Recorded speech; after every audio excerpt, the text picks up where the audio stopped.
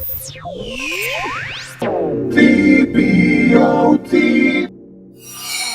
I'm welcoming Ben Mendelsohn of the ITA, and he has Angie, Britt, Harold Geller, and Michael Theodore with him. So I think this will be an interesting hour. Take it away. I hope so.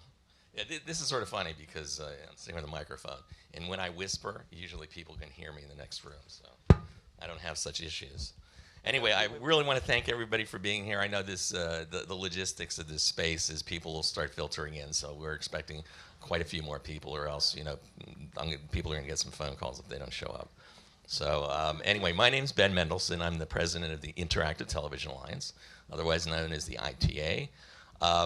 We're a nonprofit trade association of 130 companies developing next generation television. Now, it happens to be that this session happens to be about associations. And I do want to start out by saying that the original moderator was my partner, Allison, who's the CEO of the ITA. And she unfortunately had a bicycle accident, and she's okay, a little uncomfortable, but she's okay, and she sends her regards, and she owes me one because I flew in here to take her place. Anyway, so I want to, first of all, make sure that everybody understands who are our guests here and the panelists and the industries and the associations that they represent, and they get to decipher their acronym. It's like we live. It is so funny because we all live in this world of acronyms. There are so many, and it's like I don't know how we keep track of them all. So, and we also have a little presentation at the beginning, which we'll get to after the introductions, and see all these people who are like just flooding in here. So we want to see that. So why don't we start out with Angie? Why don't you tell us the association, who you are, what you're doing, blah, like that. So, I'm not used to using the microphone either. Good morning, everyone. Angie Britt with CTAM, which stands for the Cable and Telecommunications Association for Marketing, and there's some of my peeps coming in the door now. As most of you are probably familiar with CTAM, we are kind of the awareness, insights, consumer awareness, consumer insights, and industry information sharing organization. We partner a lot with a lot of our fellow cable organizations, as you can imagine. CTAM is a member company, so while we have a staff, we are really all about our members, which includes all of the MSOs, a great many of the content providers, the studios, the networks, the programmers, and a lot of our hardware and software supplier community. And we have individual memberships as well as corporate memberships. I represent the corporate side of the house. I'm the VP of Advanced Products and Services, and we work to collaborate together as an industry to deliver best practices, to better deliver our products and services, and to drive awareness and understanding and education. There you go. Did you write that down? Good. Okay, Harold. Now, Harold has two hats. Actually, you probably have more than two hats, I bet. But why don't you tell us a little bit about what you're doing? So I'm Harold Geller. The hat that I'm sitting at this panel on is SVP of Cross-Industry Workflow for the 4As, which is the American Association of Ad Agencies.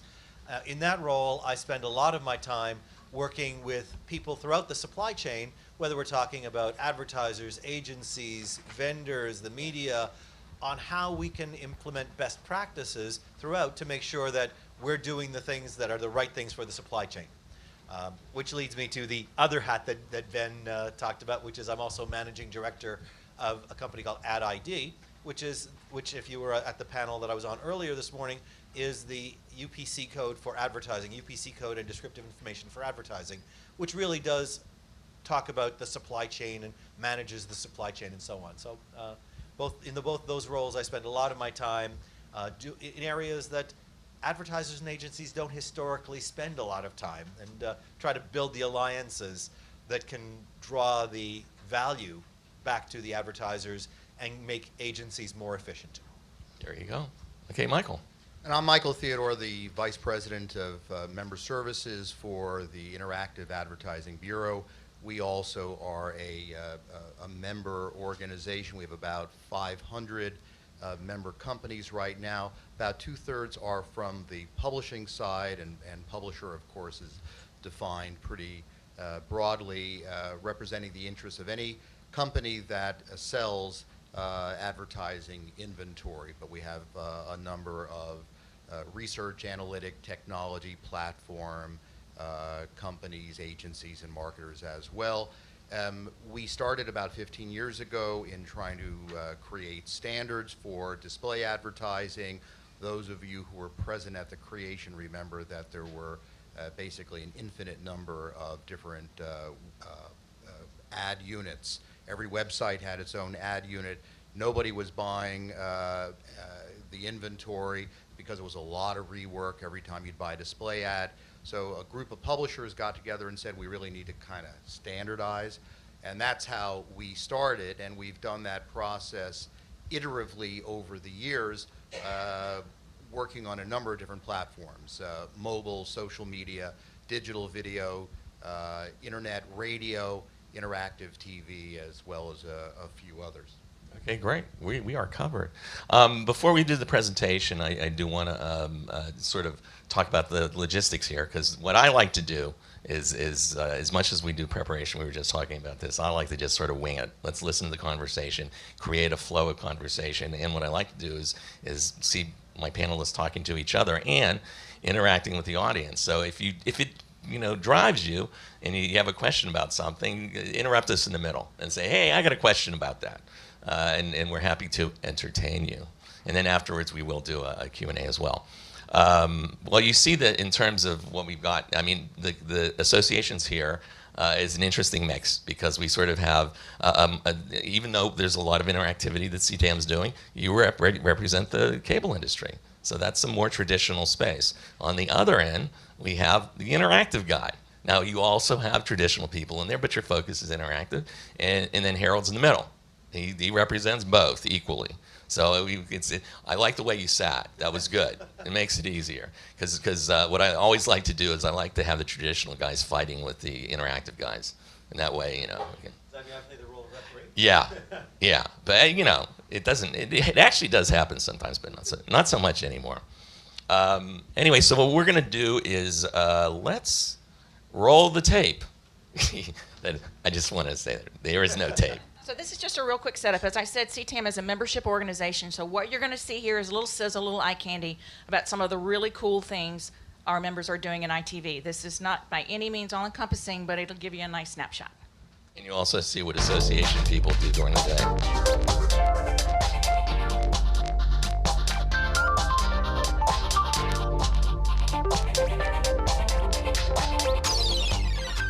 We have all of these wonderful product features and new things that we want to talk to our customers about.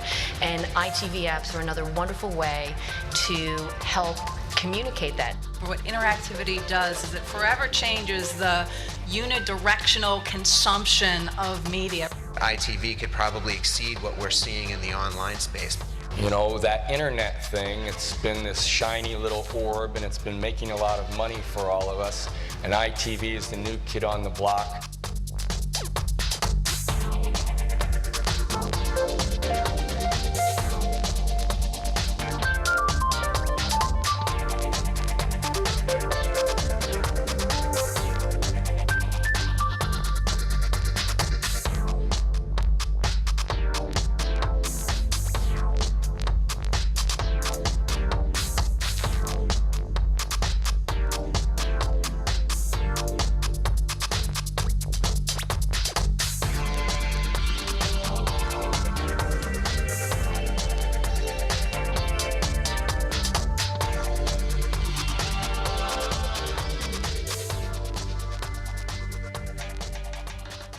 There you go. Well, thank you, Angie.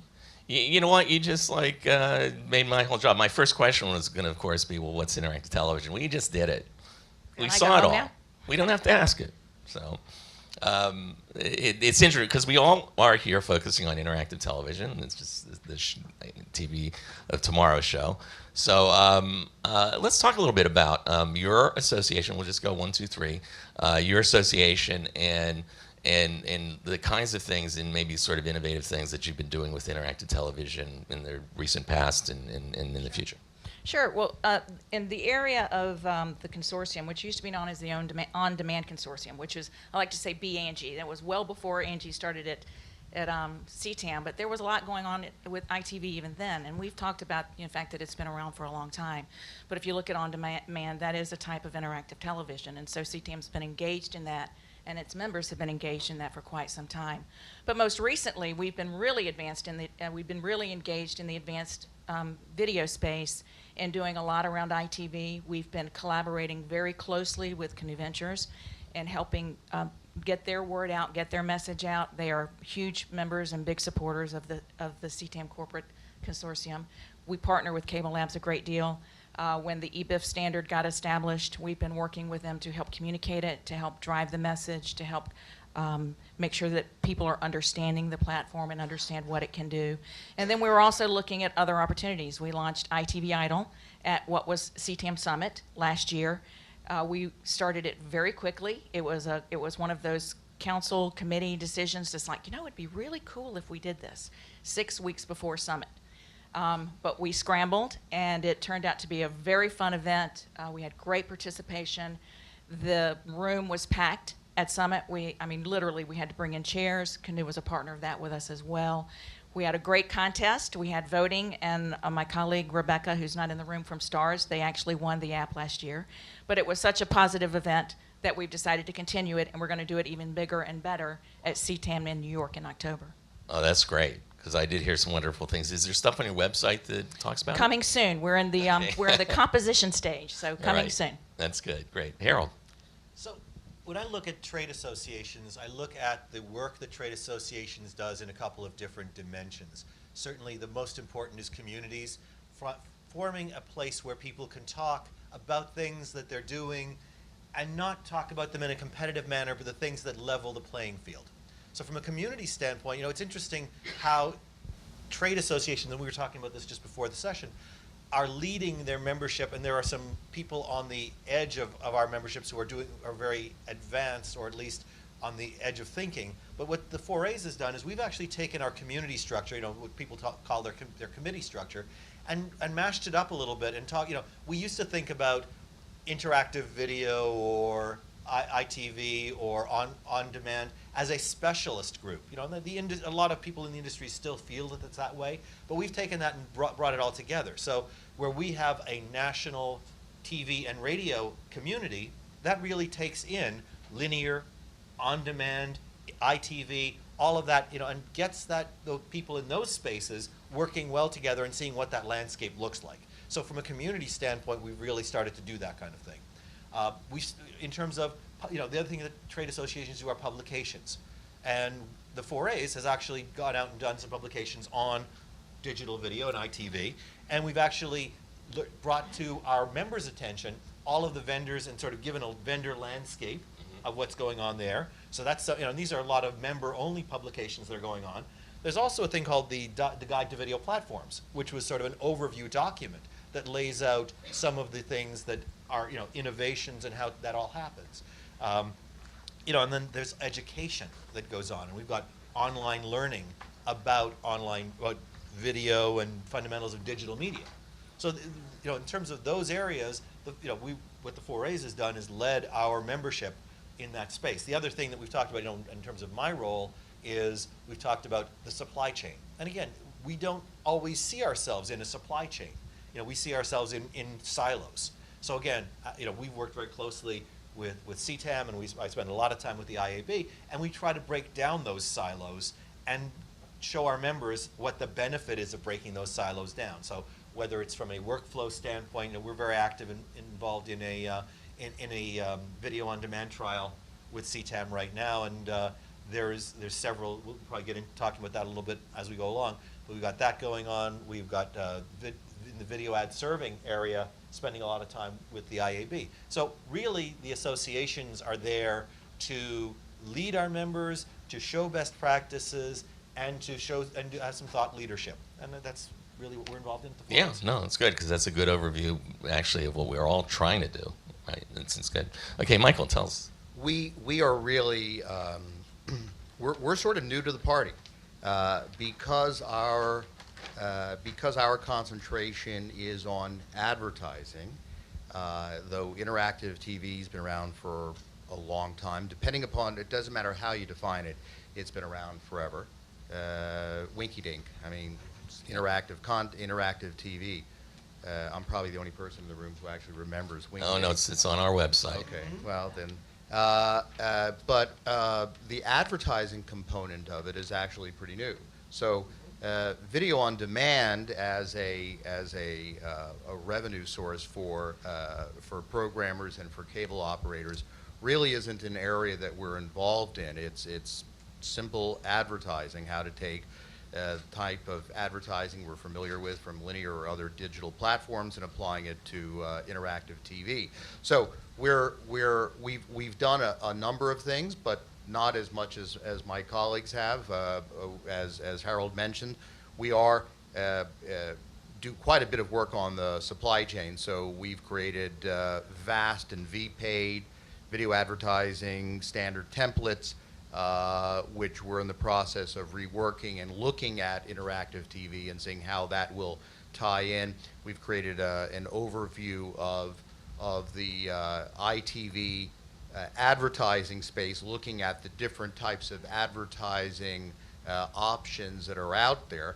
Part of the problem that we have right now is that if you look at what all the MSOs and the consortiums offer, and between whether you're talking satellite delivery or through cable or through IP, there's a lot of different functionality out there, and it's all being delivered and done in different ways. So we're trying to figure out, so where are the commonalities, and how can we best let the advertisers and the agencies understand it and help them make some rational decisions about putting some of their ad spend in the interactive space.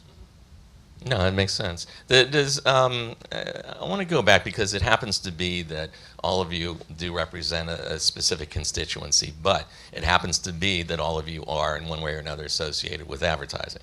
So we were trying to get NEB to come, and we were trying to get NATB and a couple other people, but you know, you're here. So anyway, so what I wanted to, in advertising really, I mean, here we started the ITA, and it originally started in 1993, but we relaunched in 2002. And you know, advertising was one section, because what we are, we're sort of a horizontal organization of 4 verticals, so content, distribution, technology, and advertising. But from the very beginning, advertising became really one of the most important thing, because you know what, as wonderful as the programs and applications you have, if nobody's there to pay for it, they ain't going to happen. So the advertising obviously is key. What I wanted to ask is, we started a thing when we first launched in 2002, so 2003. It was called the Interactive Advertising Guidelines Program. And we were doing in conjunction with ANA and 4As, and IAB was sort of peripherally involved because you were more doing internet stuff, so it was a little different. And we actually got fairly far ahead, and the head of the interactive program at 4A sort of took it, and they created a white paper out of it, and this was 2003. Now we're sitting here in 2011, and the truth is, we're still asking the exact same questions. It's like we could have done the same thing that we did in 2003, and it would be. So what I want to get to is, what can we do for the advertiser that really, because there's still a sense that we're still prototyping, that it's still early, when in fact we know we've got the platform now and we could be doing stuff now and making money. Is there a more need for standards now, a different type of something that will cause everybody to be able to say, okay, this is fairly easy to do? Are there things that we can, who's that? Are there some things that we can do, maybe all get together as associations to sit down and really say, look, here's how interactive advertising works in television, and this is what you can do as a whole platform, and this is what you can do, you know, in specialized areas. Do we need to do that? Can we do that?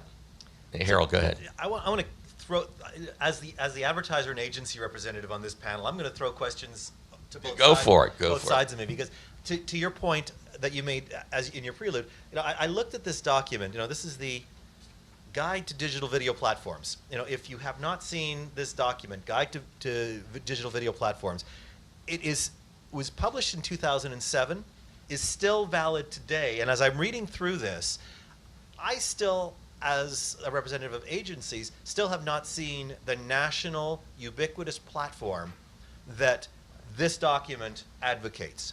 You know, when we talk, you know, and I guess what are the barriers? You know, when an advertiser looks at platforms. They look at platforms that can get them the bang for the buck and get consumer engagement. And I don't, you know, and I see pockets of trials, I see pockets of innovation, but I don't see ubiquitous innovation.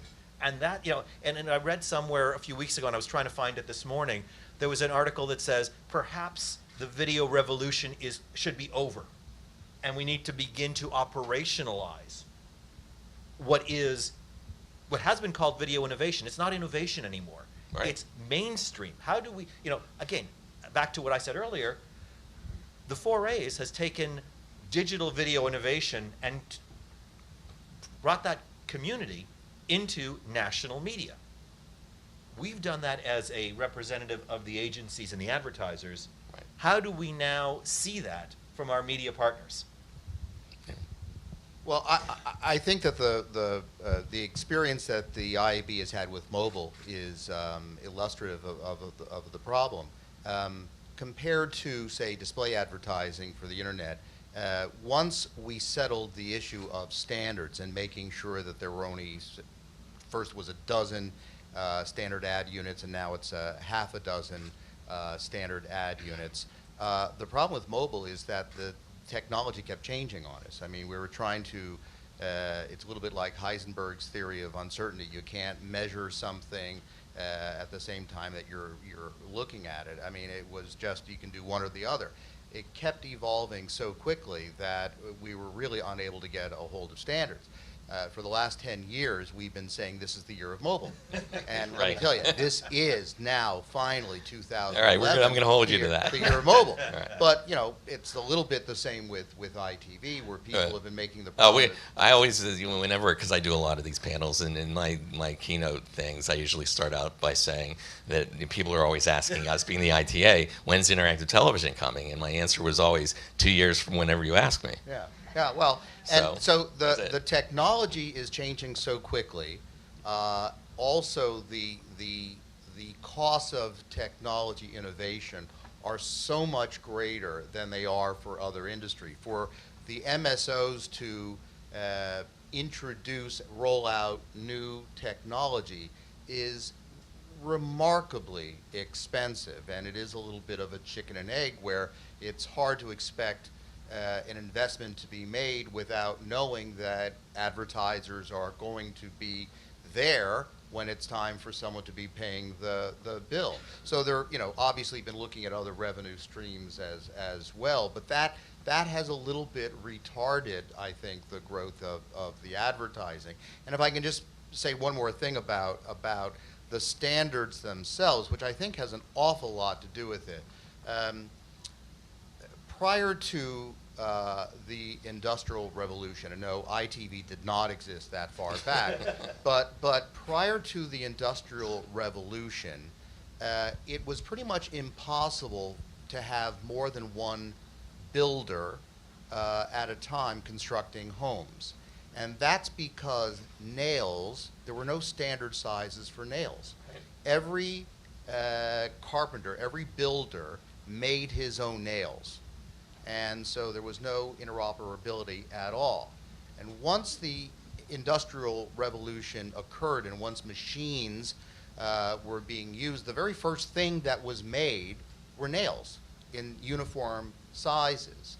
And that meant that now you could have a crew of builders get together and build something. And obviously it reduced the cycle time and led to all sorts of incredible efficiencies and the very first recorded case of cost overruns. But you know, that is indicative of where I think we are today with a lack of real standards. We don't want to squash enthusiasm and innovation, but some standards will help. Well, here's an interesting angle because Angie's sitting here and CTAM and NCTA and all the cable guys do wonderful things. And this actually creates an interesting dynamic, and actually we should explore this a little bit because there's not really just one way to do standards. Actually, there is sort of a standard way to do standards, which is get a whole bunch of people together in a room, stick them in Geneva, and close the door, and they can't come out until they agree on something. But actually, If you take a look at the cable industry is much more consolidated than, obviously, because they have their own systems, and they're not quite competitive against each other because they have their own systems. So it's a different animal. So the cable industry can have cable labs that's paid for by everybody, and they can decide on EBIF, and essentially they're not going and putting all the parties together and saying, hey, can you agree to this? They're just saying, hey, this is the way we're going to do it. So we've got a very interesting thing. We've got sort of like true standards that are created, at least for the cable industry, that are done very efficiently through an organization doing just that. And then we got the rest of the world that's crazy, where you have Microsoft and Google and Verizon in the same room, who all like hate each other, but they know that they have to do this.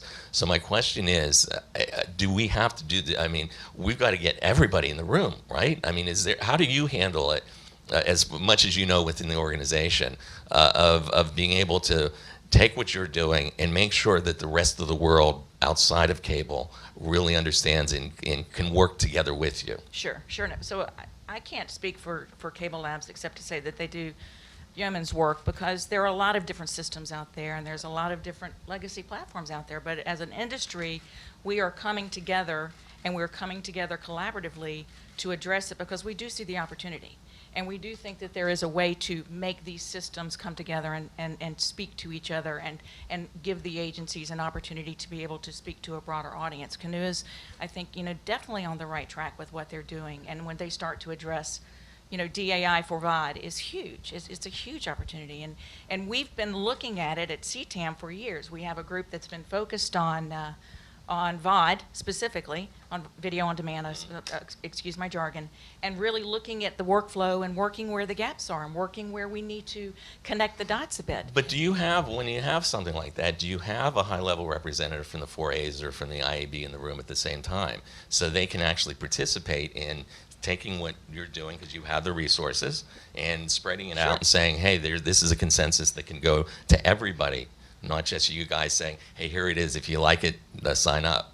I would say that we do have them in the room now. I don't think it's been in the past, and you can correct me because I haven't been there that long, correct? And then we've started having our dialogues with IAB, because we see the beauty of being able to learn from their heritage and what they've been able to accomplish in the digital world. So I think we're probably at a better place than we've been, and I think we're going to get there. But it's not, it's not plug and play. Right. Because and there still are, different issues. You have your own constituencies that you have to protect. And what's fascinating to me, and when we bring up this cooperation between associations, and I go back to my recurring theme that talks about silos. We still live inside of silos. Innovation needs to happen for the benefit of the consumer, not necessarily for the benefit of an individual vertical. When we talk about dynamically served advertising has been happening on the internet for a long time. I keep reading about some of the best practices. Anybody here from Bright Cove? I keep reading about some of the best practices coming out of Bright Cove. Right. They're doing things on digital video platforms and migrating that over to the over-the-top marketplace. Why aren't some of those best practices migrating into the cable marketplace? And then we talk about the satellite marketplace, where there seems to be, sort of big brick walls that go up between the cable space and the satellite space. Oh, and absolutely. Again, that's not to the benefit of the consumer. Yeah. And so perhaps, when you talk about the advancing of technology, yes, technology moves very quickly and is moving, the consumer is moving faster than most trade associations and most industry verticals. The consumer's a lot smarter than most people around here. Right. And so we're getting to the point where is the world of ad support beginning to become a second-class citizen to the consumer pays, because the consumer wants their content. Right. And are we at a point where we're being threatened because we're not responding quickly, and because we stand up and say the technology is moving so quickly that we can't monetize it with advertising? So can we do that? Maybe Michael can address, because you've been around a while. Is there? Well, obviously, it makes me warm and fuzzy to hear that everybody's playing together, that there is actually a forum to do that.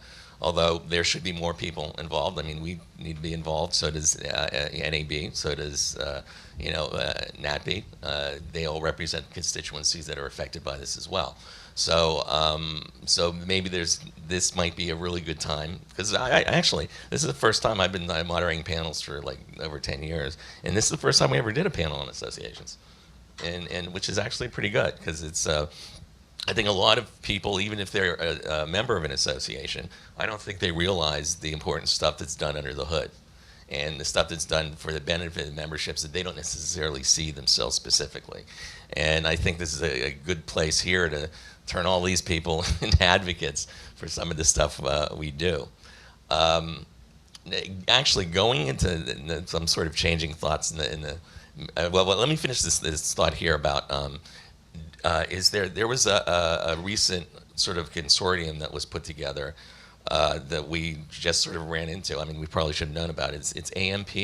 Is that it? You all know about it? Because this is a case where you don't know about it, and they do.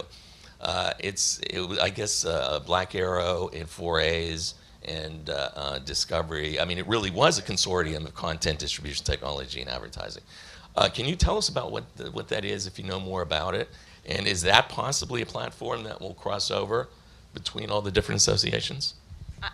AMP is not really a platform as much as it is a consortium of people, or organizations, I should say, that have come together to really study advertising and free on demand, and what the consumer behaviors are, what advertisers want. And CTAM came to this project kind of through some of our members, some of our corporate partners. And so I wasn't in the first phase of the study, but it is my understanding that they did some studies with advertising. Are you more familiar with that part? Can you speak to that part? Yeah.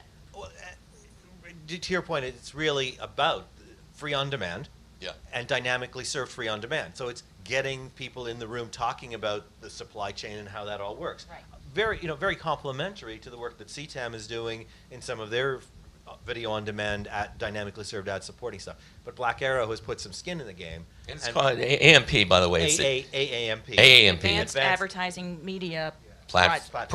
Okay. Project platform. And so another jargon. Yeah. Another acronym. Right. And so the idea, again, so they're all about trying to bring advertisers and vendors in the same room to actually have these conversations. And now they've gone from having the conversations to actual field trials. And I believe the field trials are going to be merged together with a couple of CTAM projects that TBD. Right. But there's a lot of research also being done. So there was some research that was done with the advertising community to really understand what they were looking for. And then there's going to be, to your point, there were some testing that took place that we weren't directly involved in, but we should be able to share some results. But then the third part of this is going to be a consumer insights behavior study about free on demand, what drives people to use free on demand, what could advertising do in free on demand to make you happy as a consumer, and really get more information about what the consumer desires. So we should, as associations, start, and first of all, you need to get involved. Yeah. To a certain degree. Yes, I mean, part of the problem I realize is that organizations can quickly become ossified, and especially for an organization like the IAB, which has only been around for 15 years, things have changed very quickly, where I had started out by saying that the IAB members are the company, publishers or companies that sell advertising. Well, that's not quite true, because what's happened over time is that, especially with the internet, if you were the publisher, you also control distribution. If you're at NewYorkTimes.com, it's your inventory, you've got a website. With interactive TV, it's really very different, because the distributor, whether it's the MSO or satellite or what have you, plays a very, very, very important and different kind of role.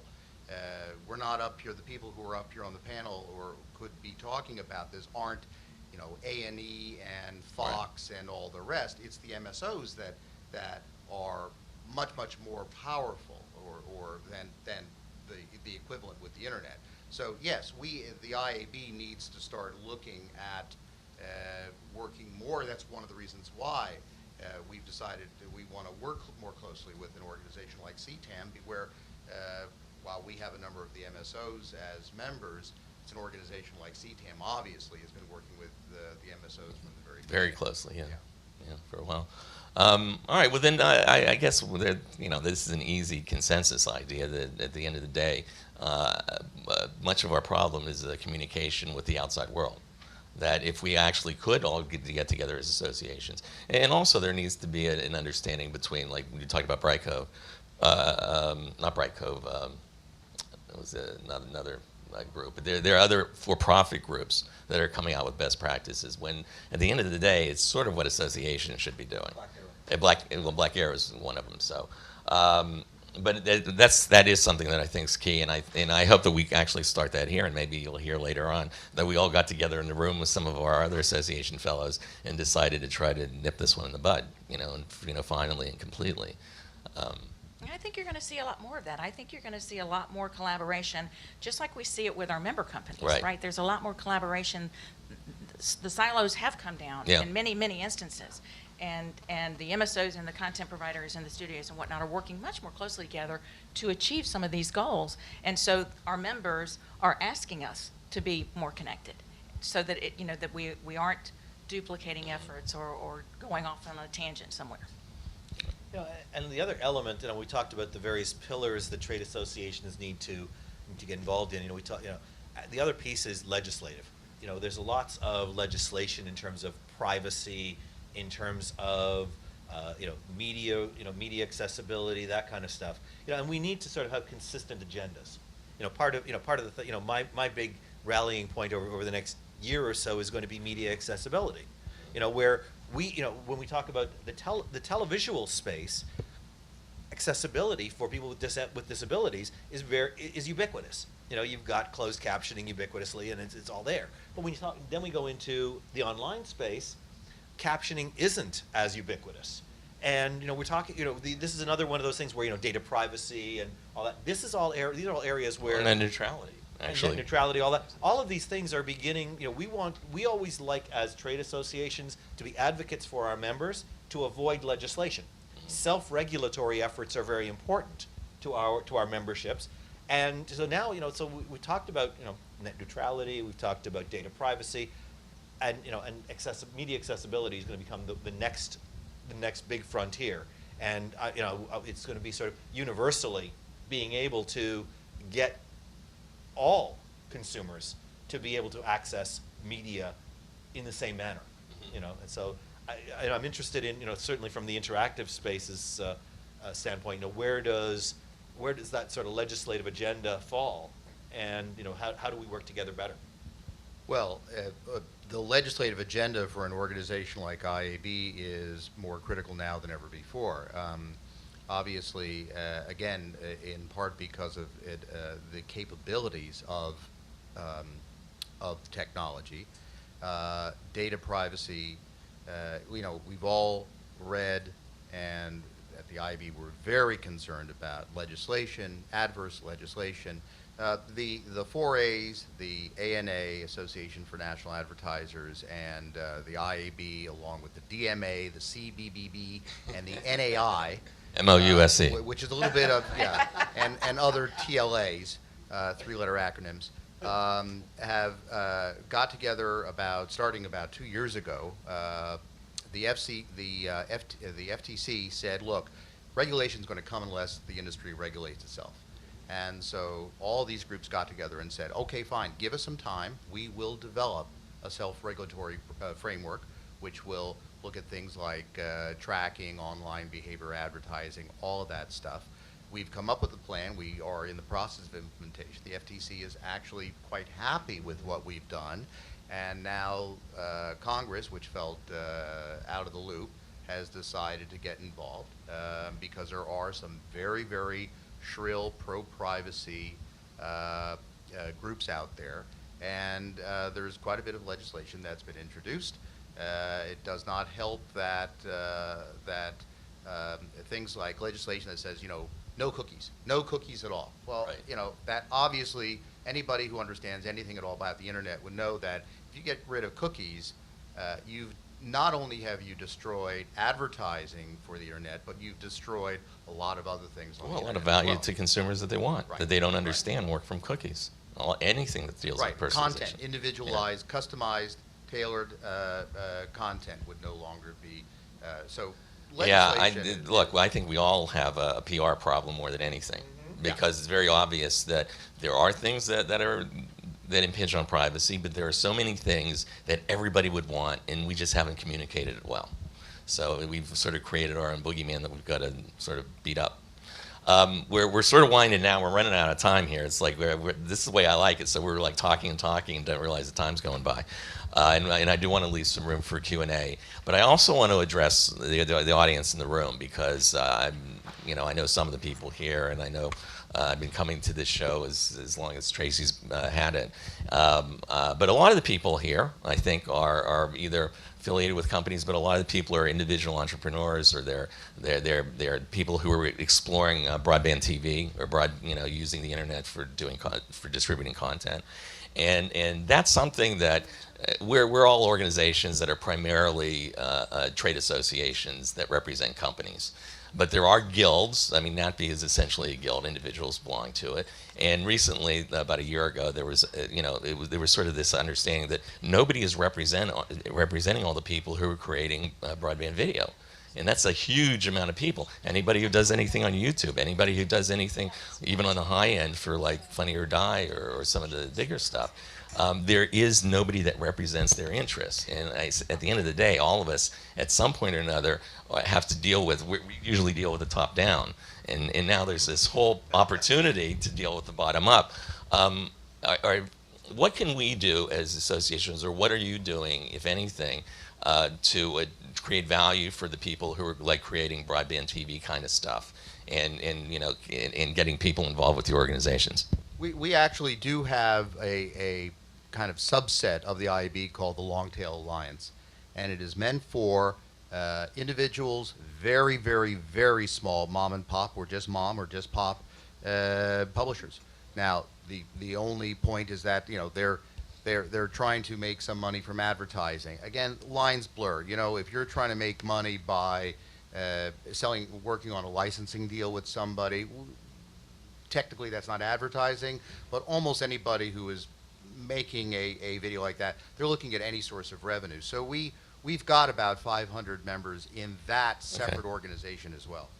Okay, Harold? Well, one of the biggest things that we've got going on is, and to the concept of bottom-up approaches. When we talk about, and it goes to sort of my sweet spot, which is asset identification. If you've got, and I've spent a lot of time with Jane Clark of SIM on her taxi initiative. So this is creating the measurement need. You've got operational requirements, you've got measurement requirements, you've got aggregation requirements, and when you talk about the measurement elements of consumer interaction with advertising, it's probably the thing that drives more than anything else. So when you talk about a bottom-up approach, if that really starts things off. You've certainly got creative agencies who create the ads, but then the media agencies and the supply chain and the media themselves need to collaborate in the measurement of that. So then that's something. And then we can actually be dealing with scale of a lot of the smaller players. Exactly. It's building repeatable, standardized methodologies, not necessarily standards, but methodologies that allow for mass national platform. Yeah, exactly. I know you didn't have anything to say. Yeah, because you represent cable companies. No, but we do. We have, don't sell us short here. We have 34, 35 content provider and 10 studios that are members. And so they're all doing various things. But I'm going to echo what Harold said about metrics. If you don't have metrics, and we do a lot of work in the ITV space on metrics, we're doing a lot of work today in DAI on metrics, because it's not like reporting linear. Explain DAI. I'm sorry, dynamic advertising. So as we were talking earlier about the ability to be able to insert dynamically advertising, you need to be able to track that and measure that. We have an entire group in the consortium that's focused on that. Okay, no, that's good. And I do want to say that there is a group that was formed about a year and a half ago called the IAWTV, the International Academy of Web Television. And they now have about 600 members, 500 to 600 members, both East Coast, West Coast. They need to get the middle of the country as well. And they do represent them, but it's such a new organization. And we've been helping them out. They have no paid staff. It's It's wild and crazy, but at some point it will create some value if we all support it. So anyway, I do want to get into, because hey, Q&A. Q&A, and here's the queen of the Q&A. Stop. Okay. Well, thank you so much, and thanks again. Is there time for any Q&A? It's time for Q&A. Yeah. Does Okay. Thank anybody you. have a question? I have a question, and I'm not sure you mentioned it earlier, but I'm very interested in how the interactive television industry or multi-platform industry as a whole, can we become, Washington lobbyists? I know you probably all have your own reach into that, but do you think that's possible? Can you help the rest of this group of people who've turned up today have a voice in Washington?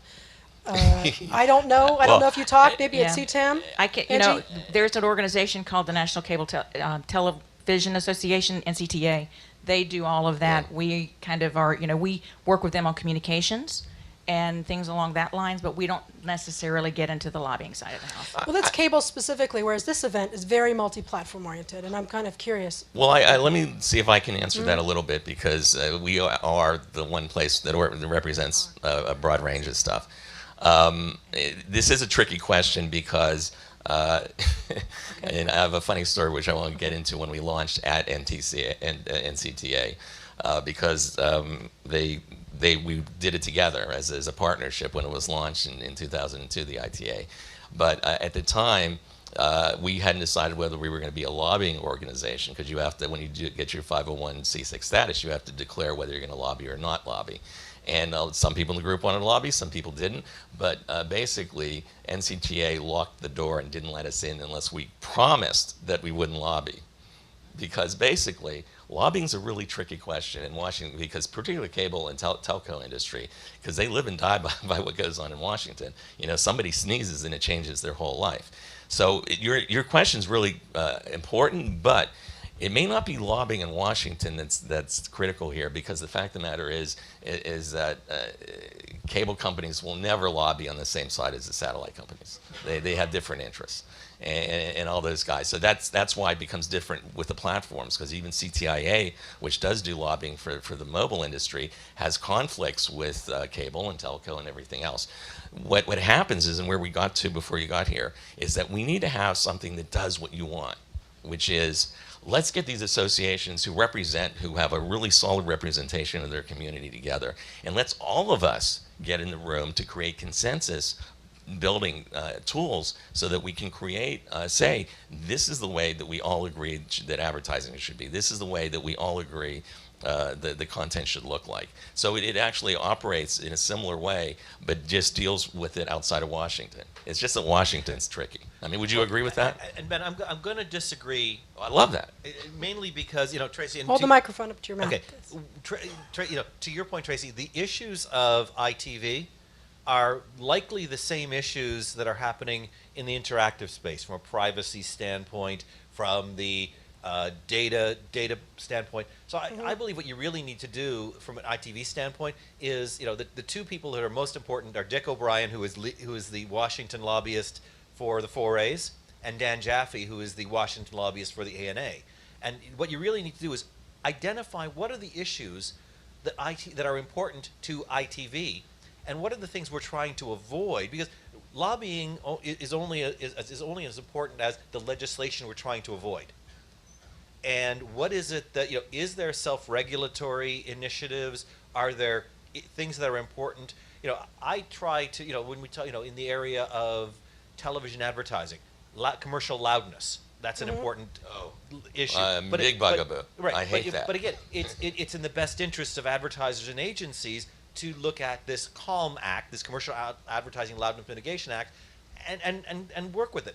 What we want to do is get away from, so I'm going to agree with you in that we don't really want to be lobbying Washington. We want to get to the point where we're ahead of the issues. So what we really need to do is the work that I've done with our Washington people, both 4As and ANA, is look at what is potentially out there, and say is it important to our memberships? If they are, then let's do things together, 4As, ANA, IAB, CTAM, and CTA, so that we can avoid them. Before you came in, we talked about media accessibility, and one of the things that really is important to me is are we doing things across platforms from a accessibility standpoint? My biggest concern, and also we're going to have to shut the room down, it's a union issue. My biggest interest and reason why we wanted to invite you all here, and it was to create this kind of dialogue. Mm-hmm. Can we start perhaps, not creating more meetings perhaps, but find a way to provide consistent vocabulary perhaps, maybe some kind of consistency between all of the groups and us, so we can help you. Mm-hmm. Where's our movie? I want to help you help your, you know, there's a line in the movie. I can't remember the movie. Right. Help you, help me, right? Yes. So it may not be a Washington issue, but I was looking for some way to galvanize the group of us and all of us. Yes. I'm Jay Clark from CIP, for Innovative Media Measurement. You should look at what NCC Media has been doing with all the MVPDs to develop standards through the MRC for set-top box data. Yep. So there's an example of something where they got ahead, what he was just saying from the IAB, they got ahead of what they were anticipating were going to be privacy issues in Washington with using set-top box data. Exactly. And they got together with all the 13 or 14 or 16 MVPDs, cable and satellite, all working together, by the way. Shocking. And they're developing standards and guidelines for how to analyze set-top box data that take privacy into consideration. Right. So you should look at that as that example, because they're kind of heading off what could have been an issue in Washington. That's a good and Tracy, so to that we're going to have to close pretty soon. Yeah, okay. And Tracy, to that point, I think what you really need to do is, as a result of this dialogue, develop the agenda items that are important to all of us, and I'll volunteer as a representative of the 4As to bring to there we go. To create that venue. That's what we want to. At the next 4A's mission conference, accomplished. Or whether it's that's what we want to hear. Well, we're going to all take this back. Listen, this has been great. I know we got to cut it off. First of all, I want to thank Tracy for making this all happen, because I want to thank Ben. Allison couldn't make it, and Ben. They lead this organization, the ITA. They've been here from the very beginning, and they're passionately devoted to this industry. And please check out what the ITA does. Thank you. And of course, CTAM. Angie, I'm so excited that you're here. I'm taking over your role a little bit. And the 4As. And the 4As and the Ad ID Project, and Mike Theodore from the Interactive Advertising Bureau. I'm thrilled. And you should all come and introduce yourselves and pass cards, because these are very important people. And I want to thank Suzanne Stefanik, who has been leading this room all morning and introducing things. And thank you so much. There we go. All right. Thank you all. Suzanne, by the way, is really knowledgeable if you ever need to know anything. Anything. Thank you so much.